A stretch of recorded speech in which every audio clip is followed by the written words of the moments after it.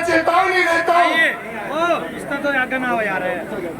या तो आने वाले कैबिनेट सत्र के अंदर पुरानी पेंशन नीति को बहाल करे, नहीं तो हरियाणा प्रदेश का एक एक कर्मचारी वोट फॉर ओपीएस की मुहिम चलाकर इस सरकार को सत्ता से बाहर करने का काम करे।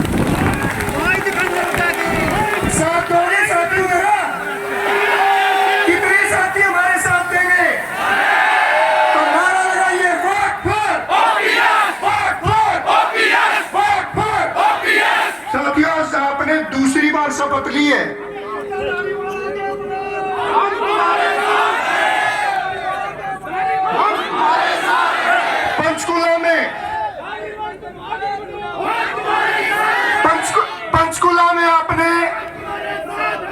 पंचकुला में आपने पहले शपथ ली थी वोट फॉर ओपीएस की। आज अपने परिवार को, आज भगवान श्री राम को दोबारा साक्षी मानकर आपने शपथ ली है, तो उस शपथ के ऊपर कायम आप साथियों को रहना है। साथियों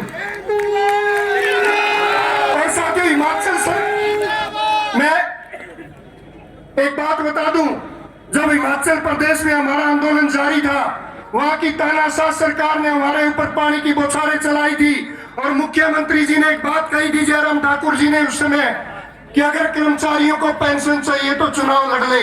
तो हमने एक बात कही थी, मुख्यमंत्री जी चुनाव तो हम नहीं लड़ते, चुनाव लड़वाने का काम करते हैं, और अगर आपने पुरानी पेंशन बहाल नहीं की तो दोबारा सत्ता नहीं देख पाओगे। और उस पर हमारे कर्मचारियों ने मोहर लगाने का काम किया और वहां पर उस सरकार को बदलने का काम किया था।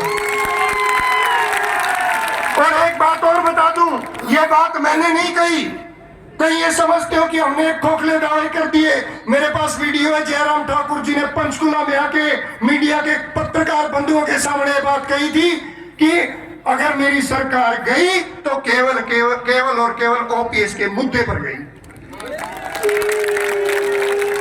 और साथियों, आपका हरियाणा का आंदोलन तो पूरा देश देखता है। सांसद जी ने भी बताया, हरियाणा का आंदोलन 24 राज्यों में हमारा संगठन है।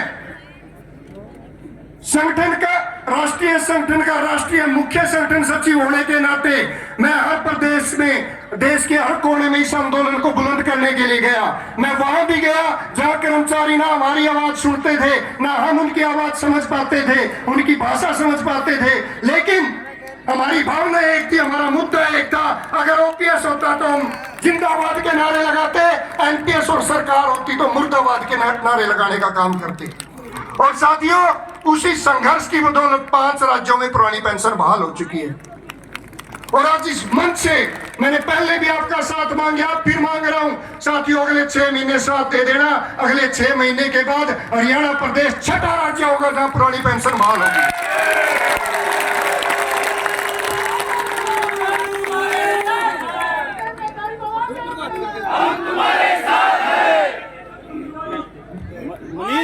साथियों,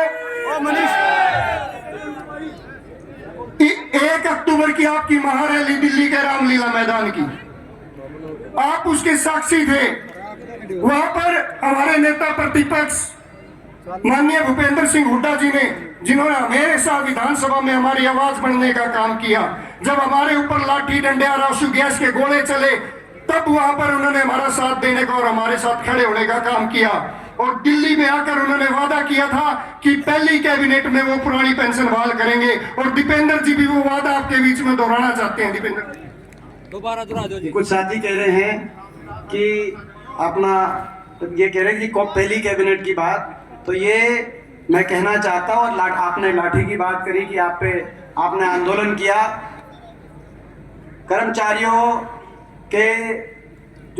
कर्मचारियों को लाठियां इस सरकार की झेलनी पड़ी। सरकार कांग्रेस पार्टी के आपके आशीर्वाद से बनेगी तो लाठियां नहीं, आपके हाथों में कलम की ताकत। और पहली कैबिनेट का पहला फैसला ओल्ड पेंशन स्कीम का हरियाणा में कांग्रेस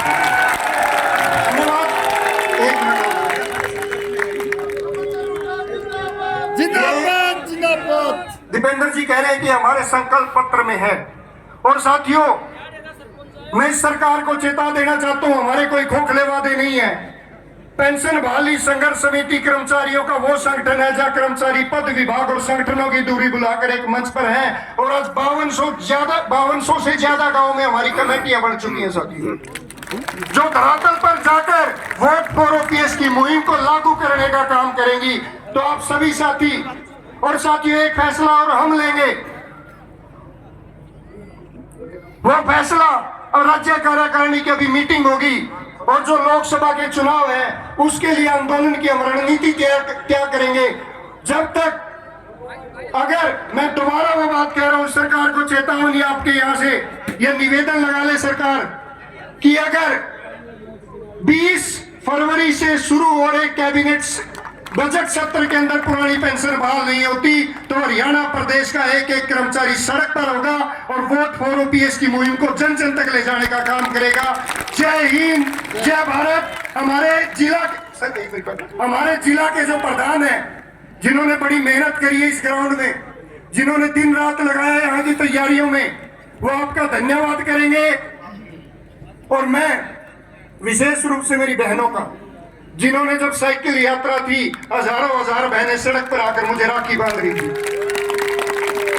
मेरे भाइयों का, जो 45 डिग्री की तपती गर्मी में कई घंटों तक हमारा इंतजार कर हमारा स्वागत करते थे, और हमारे बुजुर्गों का जो आशीर्वाद देने के लिए सड़क पर पहुंचते थे कि बेटा आप एक पवित्र मुहिम लेकर निकले हो, आपकी विजय होगी, और उस विजय पर मोहर लग चुकी है भाई साथियों। तो मैं निवेदन करूंगा कि मैं सबसे पहले जिला जींद का तमाम जिला राज्य कार्यकारिणी का, तमाम जिला कार्यकारिणी का, ब्लॉक कार्यकारिणी का, एक एक भाई और बहन का